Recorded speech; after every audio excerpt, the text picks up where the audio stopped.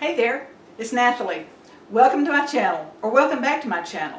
In this little set of videos, I don't know whether it's going to be one or two, probably two, I'm going to show you how I, who am not a professional upholsterer, am going to recover this Eastlake chair. Now, I have 6 of them that I'm doing for a friend, and so I'm just going to show you my way. It's just what it is. I am not a professional upholsterer.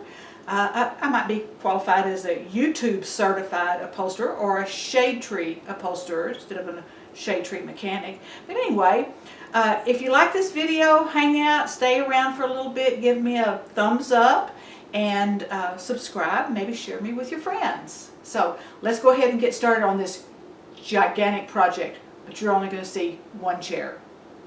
Oh my gosh, can you see this mess?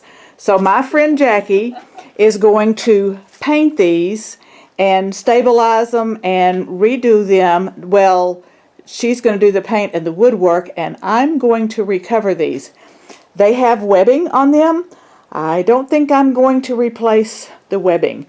And they're kind of different, kind of unique. She's going to paint them red. They're going to go in a real estate office. Anyway, I'm fixing to measure these to see how much fabric I'm going to need and other stuff.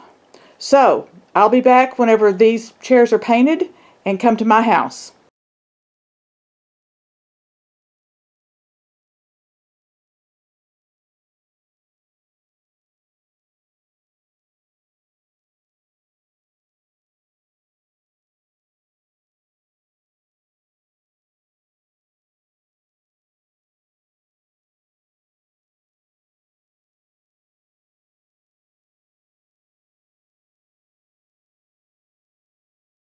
Obviously they're not going to be restored, and I've decided not to put all of the webbing stuff in here because this may have been done a few times and I'm not sure about the integrity of the wood to do this.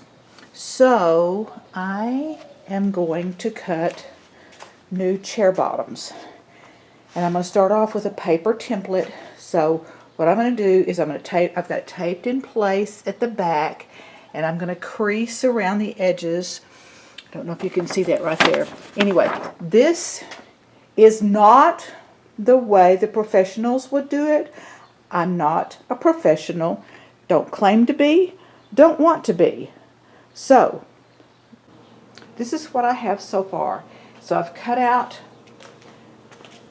this notch here, and my plywood will come right up to the edge of that. I'll notch out here, and I'll cut one, and then I'll make sure that that's going to fit before I cut the others. And I've got another chair that's an armchair. It's got a little bit larger seat, so I'll do exactly the same thing.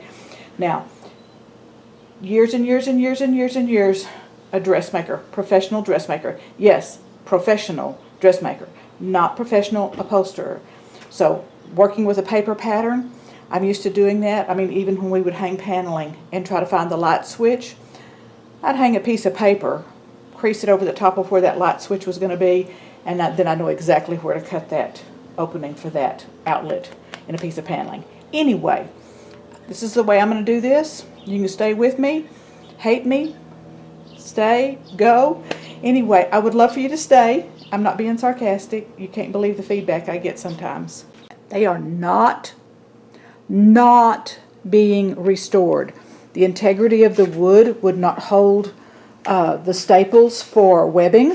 So I have built, my son and I have built plywood bases. I'm going to use my paper pattern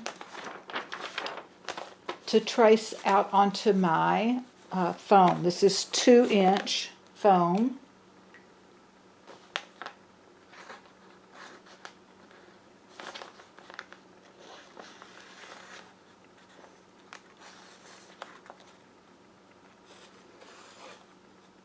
I'm not going to cut this part out because I know that it needs to be solid across there. I'm going to use my almost vintage electric carving knife to cut my foam. This is 2-inch foam.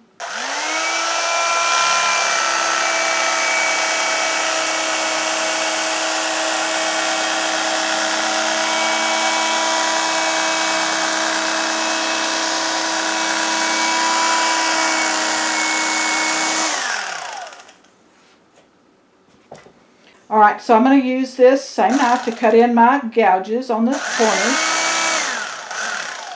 Make sure you keep your fingers out of the way. To cut this section out, I'm going to cut down, down, and then across and over. So just like exactly the same way that I would cut if I was using a jigsaw on a piece of wood.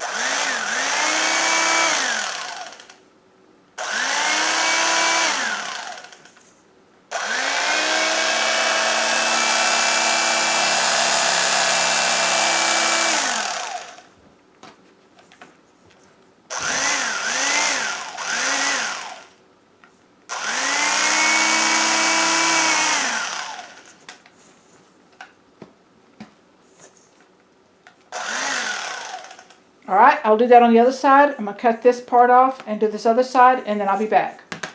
I have cut my dacron just a little bit wider. This is 2 layers of it. I'm not going to use 2 layers because one is the pattern. But anyway, it's just a little bit wider than my foam and a little bit longer on the back and on the front, just to kind of give it a little wrapping room. I can always trim off the excess once it's on the chair. The dacron is on, and you can see I have it extra to roll over the edges, and I'm going to start with the back. But first, what I'm going to do, and I'm going to mark the center front of my fabric and the center back of my fabric, center front of my chair. I don't have to mark it because it's right there, so that I can make sure that my pattern is lined up.